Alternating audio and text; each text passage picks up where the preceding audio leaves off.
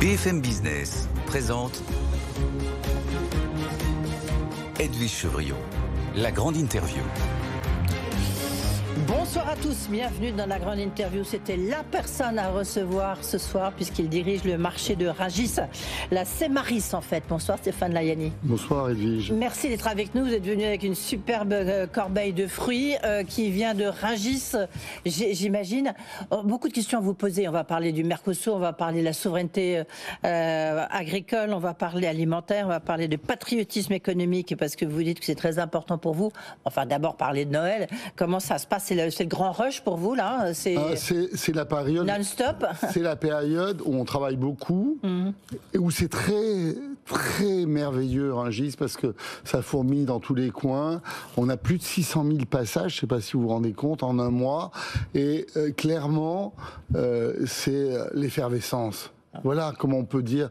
En fait, ça commence au moment des sapins. Et là, on est à la volaille, au foie gras, aux fruits de la mer. On est totalement dans un seul objectif, réussir Noël, et on est en passe de le réussir. Et oui, justement, juste rappelez-nous en chiffres, vous le dites à chaque fois, mais parce que comme ça permet à nos auditeurs et téléspectateurs de recadrer. Rungis, c'est quoi?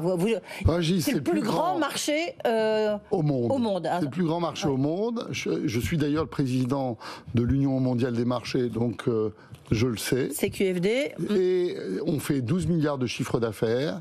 On a 1200 entreprises, 13 000 salariés.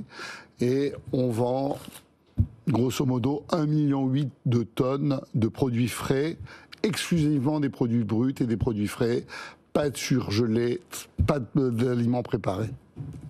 Et on verra tout à l'heure, est-ce que vous vendez de la viande argentine ou brésilienne? Mais ça c'est la question d'après, la question qui fâche. Juste pour Noël, là, par rapport à, je sais pas, est-ce que c'est mieux que Noël 2023? 2024 sera un grand cru? Parce que là, c'est le retour des volailles. J'ai cru comprendre des fruits, évidemment, mais les retours des volailles. Ça sera merveilleux, parce que vous pouvez vous faire plaisir avec des petits budgets, des petits prix. On a des baisses très importantes sur tous les produits, et surtout sur les produits festifs. Je ne sais pas si vous vous rendez compte, 12% sur le foie gras, moins 13%, moins 13% sur le canard, moins 17% en 2 ans sur les huîtres. On a vraiment de la chance. On a moins 13% sur les coquilles Saint-Jacques. Donc cette année, c'est pas la peine de contourner, d'essayer de trouver le produit un peu original. Non. Vous dites allez-y. Ça va être la tradition. Oui, mais attendez, encore une fois, ça c'est à Rungis, mais il faut que la baisse elle soit répercutée ensuite pour le consommateur. C'est l'intérêt des détaillants. Nous, on vend essentiellement aux détaillants, aux restaurateurs, au marché et peu à la grande distribution. Mais en réalité, le système est très simple. C'est l'offre et la demande à Rungis, et ensuite, une fois que le commerçant a payé, il applique son coefficient multiplicateur. Et donc la réalité, c'est que ces baisses-là seront répercutées normalement aux consommateurs et au grand public. Oui. En plus, ça c'est le. Alors j'ai vu que dans la grande distribution, c'est aussi le cas. Oui, la grande distribution, c'est aussi le cas. Oui, parce que c'est intéressant, c'est que vous êtes presque maintenant en compétition avec la grande distribution, parce que ce que vous vendez, vous ne le vendez pas à la grande distribution. Non, on vend à tout le monde, mais on vend principalement aux détaillants, aux commerçants de ville et au marché, parce que c'est notre cœur de dispositif. On doit vendre 10% de notre chiffre d'affaires à la grande distribution en tout et pour tout, et surtout chez des franchisés qui sont des indépendants et qui prennent la marque Carrefour, Auchan, Casino. Ça représente quoi le Noël, enfin les fêtes, ça représente pour les grossistes chez vous, ça représente combien de chiffre d'affaires? Ça représente exactement 10% du chiffre d'affaires de l'année, 10 à 12%. C'est normal, c'est un mois, donc c'est assez logique. Oui. Non, c'est plus d'un mois, il y a 12 mois dans l'année, donc c'est plus. Et pour ceux qui font des produits festifs, c'est-à-dire à la volaille, aux produits de la mer, à la marée, au fromage, ça peut faire 3 mois, parce que évidemment, les Français veulent sanctuariser Noël et veulent se faire plaisir. Quel est le produit que vous vendez le plus? Quel est le produit? Vous avez une idée? Moi, je pense que là, ça va être la poularde de Bresse. Ouais. Les gens veulent avoir une volaille pour Noël. Et donc, on pense que le canard, qui a beaucoup baissé, va être un produit totalement d'exception, mais on vend beaucoup de poulardes. Vous êtes, si on regarde, on raisonne un peu en termes de filière, hein, parce que ça nous amènera sur le sujet de la souveraineté agricole, Stéphane Layani. Vous représentez à peu près 100% des fromages qui sont vendus en France, 95% du cochon, 95% des huîtres. C'est dire si vous avez un rôle clé. Est-ce que c'est difficile de se faire référencer à Rungis? C'est très facile, parce que en fait, il suffit de vendre son produit à un grossiste. Donc, soit on est agriculteur, et là, il faut trouver un emplacement, et ça passe par la Cemaris, et j'ai plus beaucoup d'emplacements disponibles. Donc ça, c'est pour les grosses coopératives. Soit vous passez par un négociant, ou un grossiste, ou un mandataire, et si votre production est de qualité, il va la vendre. Et donc, il va agréer les produits, et ensuite, il va la revendre. Si on regarde, on peut dire que vous vous mettez en fait au bleu, blanc, rouge, en fait. Il y a un côté assez patriote dans votre démarche, Stéphane Layani. Vous avez créé le carré des producteurs. Est-ce qu'on peut savoir combien vous vendez de produits qui sont issus de l'Île-de-France? De l'Île-de-France, on en vend pas mal, puisqu'on fait 50% des produits locaux. 50% des produits locaux, avec 13 000 tonnes par an. On a un carreau des producteurs, avec des agriculteurs qui viennent tous les matins de Seine-et-Marne, d'Essonne, du Val d'Oise, et qui présentent leurs produits. Et on a les meilleurs produits d'Île-de-France. On a par exemple... Je conseille les pommes et les poires Vassou, qui sont exceptionnelles. Le cresson de Méréville. Il y a des cressonnières en Essonne. Et je terminerai aussi par les fleurs que vous voyez maintenant sur les plats, les fleurs de la maison Chevet. C'est produit en Île-de-France. Ouais. En même temps, vous défendez la souveraineté alimentaire, la souveraineté française. Mais là, par exemple, vous êtes venu avec des fruits, une corbeille de fruits magnifiques. Les litchis, ils viennent pas de... Ils viennent de la Réunion, madame. Oui, ils viennent de la Réunion. La Réunion, c'est la France. Oui, bien sûr. Mayotte, c'est la France. Oui, d'accord. La Réunion, c'est la France. Et donc, évidemment, on a de la banane française, on a des ananas Victoria de la Réunion. Et... Que venant de la Réunion, que provenant de la Réunion. Ah bah bien sûr que non. Ouais. Bien sûr que non. Et il faut quand même offrir des fruits en contre-saison. C'est normal. Et donc, évidemment, les fruits, nous ne produisons que très peu de fruits en France en hiver, on les importe. Est-ce que vous êtes favorable au Mercosur ou pas, Stéphane Layani, en tant que patron de Rungis? Alors, moi, franchement... Est-ce que vous vendez, par exemple, aujourd'hui, est-ce que vous vendez de la viande argentine? Est-ce que vous vendez... est-ce qu'on trouve à Rungis? Est-ce que la viande brésilienne, du poulet brésilien? Je voudrais pas ennuyer vos téléspectateurs, mais je pense que déjà, techniquement, c'est un très mauvais accord, qui n'est pas équilibré.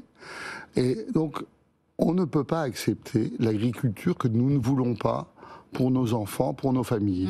Deuxièmement, j'ai posé la question, j'ai demandé à mes équipes, est-ce qu'on vend de la viande du Mercosur?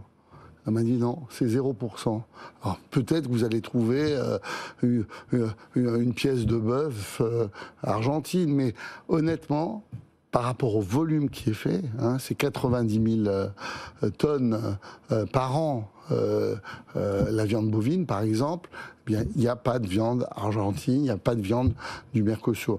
Et enfin, je pense que tout ça est possible. Moi, je suis assez ouvert au commerce international, à condition que les règles soient les mêmes pour les agriculteurs. Oui, mais en même temps, il y en a d'autres qui disent que c'est bon pour l'agriculture française, parce que l'agriculture française, elle est exportatrice. Elle est exportatrice.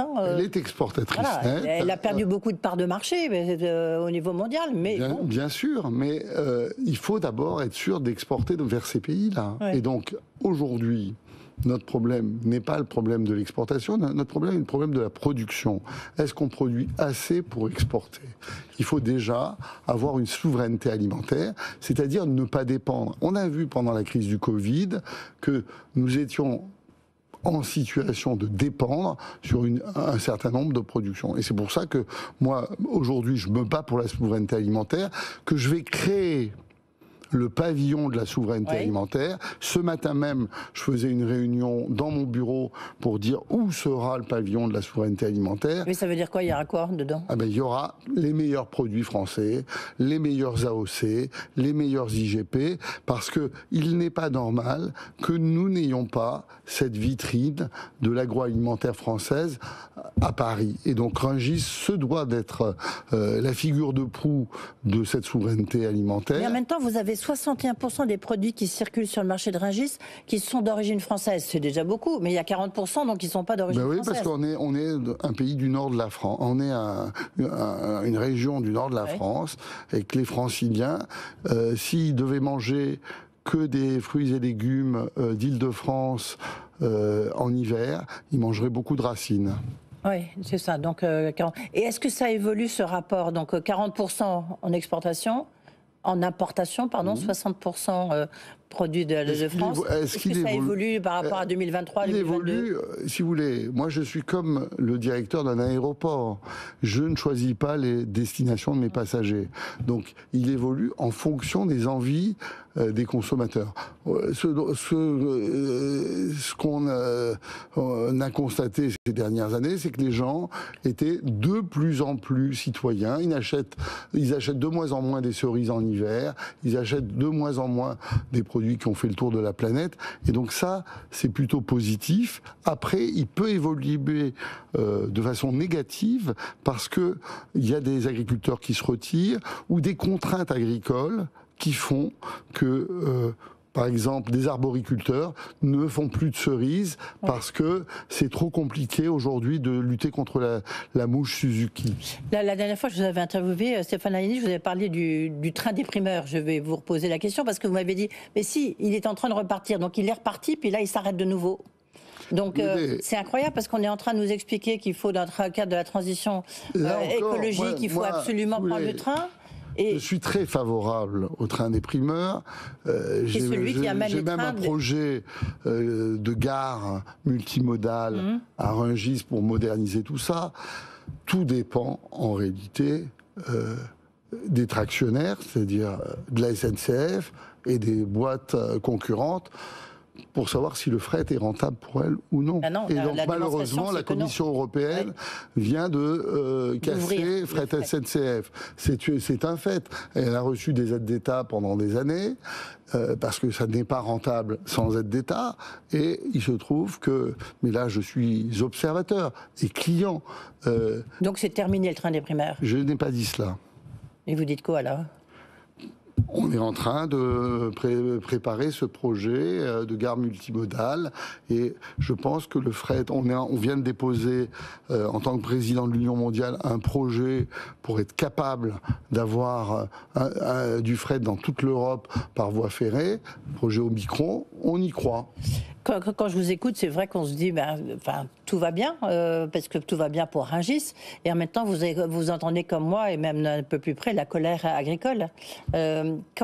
Comment faire pour que ça se concilie? Moi, je comprends bien la colère agricole. Je me mets à la place des agriculteurs. Ils font un travail qui est assez difficile. Ils n'ont pas toujours les débouchés qu'ils voudraient. Ils ont des charges qui sont importantes. Ils sortent avec des prix qui ne sont pas toujours aussi compétitifs qu'ils le voudraient. Ils ont des contraintes aujourd'hui écologiques. Et puis, il y a des équilibres géostratégiques qui changent. Et donc, je comprends ce malaise agricole qui est devenu très important l'année dernière. Cette année, il y a les élections aux chambres d'agriculture. Mais clairement, moi, je comprends cela. Et donc, nous, on leur dit, Rungis, c'est la solution, pas le problème. Merci beaucoup, en tous les cas, d'avoir été avec nous. Stéphane Layani, le président donc, de Rungis, de la Cemaris, qui est donc en plein rush pour ces fêtes de Noël et fêtes de la Saint-Sylvestre. Merci d'avoir été avec nous.